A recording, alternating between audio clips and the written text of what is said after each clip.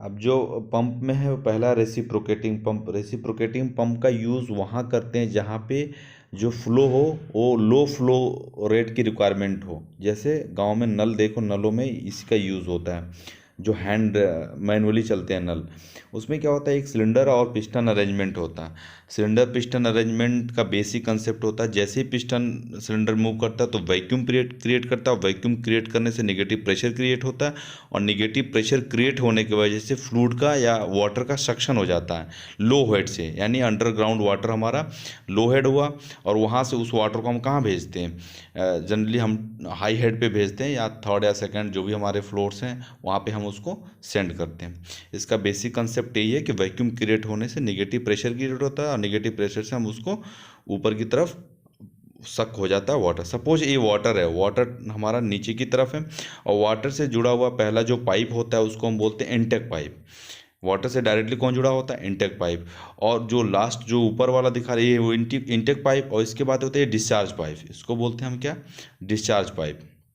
Next होता है इसमें कि एक होता है सिलेंडर, और सिलेंडर के लास्ट एंड पे क्या लगा होता है, पिस्टन।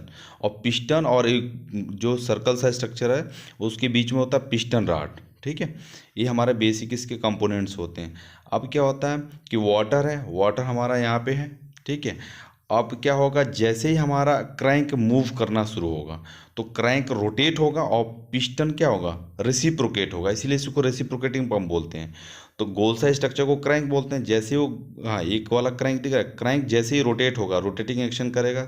इसमें एक और चीज़ होता है, दो वाल्व लगे होते हैं, एक होता है इनटेक वाल्व और एक होता है आउटलेट वाल्व। अभी आपको दिख जाएगा, एक होता है इनटेक वाल्व और एक होता है क्या, आउटलेट वाल्व। सपोज ये जो सर्कल वाला से गोल, वो हमारा क्रैंक क्रैंक 0 से 90 डिग्री मूव किया, तो 0 से 90 डिग्री मूव करता है तो इनलेट वाल्व ओपन हो जाता है। ठीक है, इनलेट वाल्व क्या होता है, ओपन होता है। और इनलेट वाल्व क्योंकि जैसे ही 0 से 90 मूव किया तो हमारा पिस्टन लेफ्ट से थोड़ा राइट गया, और इसकी वजह से थोड़ा नेगेटिव प्रेशर क्रिएट होगा। नेगेटिव प्रेशर क्रिएट होने की वजह से हमारा जो इनलेट वाल्व ओपन हुआ और पिस्टन लेफ्ट से राइट गया है, उसकी वजह से नेगेटिव प्रेशर क्रिएट हो गया। वाटर हमारा नीचे से क्या हो जाएगा, उस हमारे इनलेट पाइप में आ जाएगा। अब फिर फर्दर हमारा जो क्रैंक है वो क्रैंक क्या करेगा, 90 डिग्री पे आ गया गोल वाला।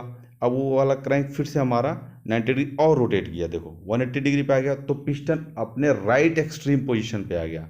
मतलब मैक्सिमम एक्सट्रीम पोजीशन पे आ गया, मैक्सिमम वैक्यूम क्रिएट कर दिया, मैक्सिमम नेगेटिव प्रेशर क्रिएट हो गया। इसकी वजह से पूरा जो सिलेंडर वैकेंट हुआ है उसमें क्या आ जाएगा, वाटर फिल हो जाएगा। देखो अभी वाटर फिल हो जाएगा। ठीक है, ये वाटर फिल हो गया। अब क्या होगा, 180 डिग्री जीरो से मूव कर चुका, अब फिर क्रैंक इस 180 डिग्री से फिर अपने ओरिजिनल पोजीशन पे जैसे वापस आएगा, तो उस समय क्या होता है, आउटलेट वाल्व ओपन हो जाता है, और पिस्टन राइट से लेफ्ट की तरफ आएगा। और ये जितना भी हमारा वाटर है सिलेंडर के अंदर, उस वाटर को कौन प्रेस करेगा, पिस्टन प्रेस करेगा।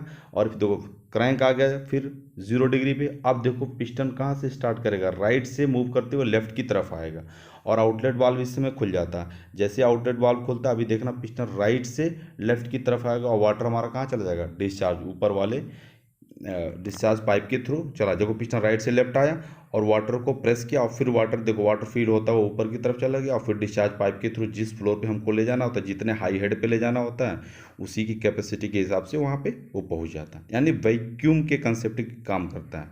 ठीक है, एक बार लेफ्ट से राइट आता है पिस्टन तो सक करता है मैक्सिमम, फिर राइट से लेफ्ट जाता है तो उसको कहाँ भेज देता, ऊपर की तरफ हाई हेड पे भेज देता। Thank you.